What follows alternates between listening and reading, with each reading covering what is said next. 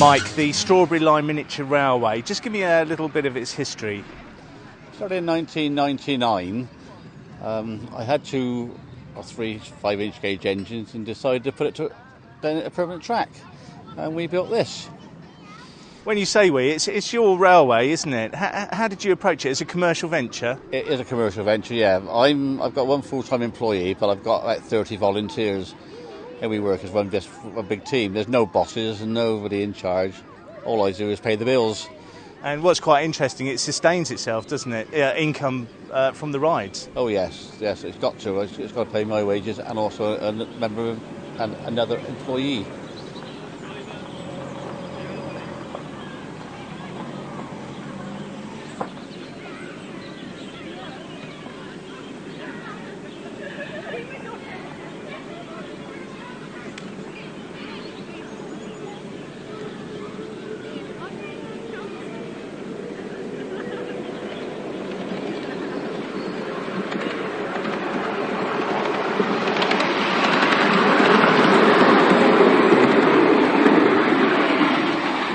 General wisdom says that for a passenger carrying miniature railway, 7 1/4 is about as small as you should go. Why did you decide to go 5? That was the common thought of the day, that 5-inch was not suitable for a passenger carrying railway. In the beginning we had problems, but we decided that it was, and we just carried on experimenting. This was quite safe now. We've had one incident in 10 years. Of one derailment where somebody's got hurt. Apart from that, it's been perfect. Presumably it is derailments that are the main problem in this scale. You get derailments on all gauges, no matter what it is. 7 1/4.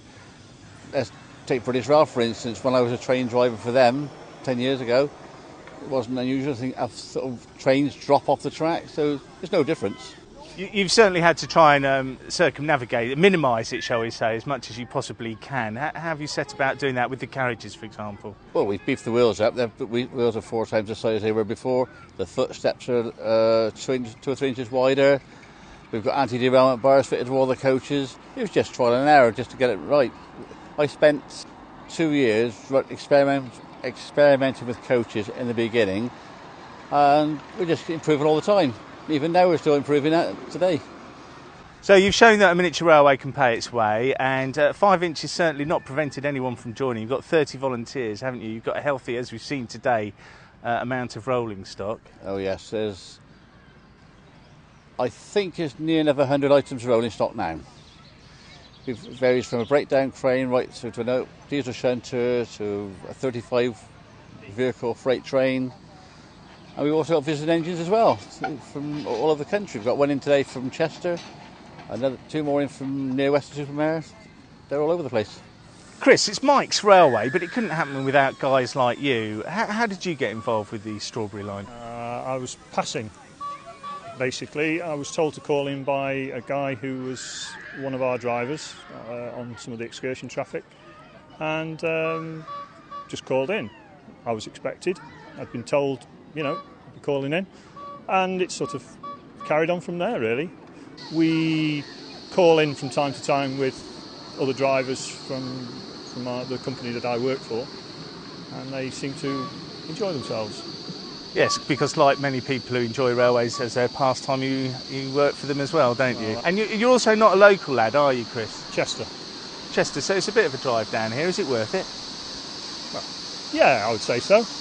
You've got to be a little bit insane in this. But he's not a bad character to come and work for, On a Sunday, 3 times nothing, you get travel time, 3 times nothing, still nothing. So it can't be bad, though, a bad way to spend the day, is it? To entertaining kids, basically, both young and old. Well, yeah. There's those people that like football, and there's those people that like playing trains. And we run a railway here as opposed to play trains. You come under the same rules and regulations as everybody else. If you have a major mishap here, you're going to be reported to the rail inspector. Well, we're fans of football and trains, as it happens, but we're big fans of the 2 steam engines that you've been running today. The first one we looked at was the Black 5. It's a recent acquisition for you, isn't it? Well, it's a recent acquisition for the wife. She's paid for it. It was started by somebody just after the war, and it's 40 years of work, and it's a sort of privilege to own it. and I don't think I'd ever have the time to build one. But I've come into a few pennies, and we spent it on that, and altered the workshop to cope with the loco now, and we can look after it rather than build one from scratch. Now, I'm not familiar with the second locomotive that we've seen. It certainly looks European to me. Yeah, it's German, built just before the First World War, and it was one of three. It's owned by a gentleman that lives not far away from here, and I sort of run it for him when he. Magnificent looking loco, isn't it? It's a privilege to when I say play with these things. It's a privilege to run these. When other people spend the money to buy them, it's sort of nice to be trusted with them. Do you think that, since 1999 the line's now reached its ultimate being? Oh, no. Where we are actually stood at this present moment, I'm going to build a hump yard. And then follow on behind that will be a model village. We've got extra freight wagons to build. We've got extra passenger coaches to build. There's 5 more engines in the workshop being built at the moment. No, we never stop. We just keep going.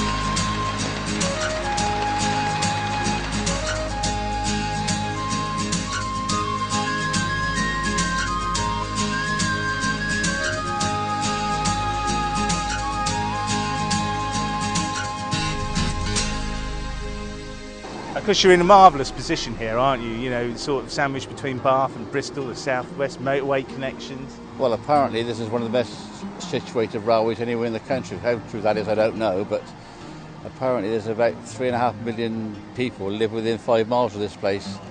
Where they live, I don't know, because I don't see them at night, but that's what I'm told anyway. Well, it was very easy to find this morning, and it's very hard to leave at the end of the day. We've had a very enjoyable day here. Thanks very much, Mike. No problem. Thanks for coming.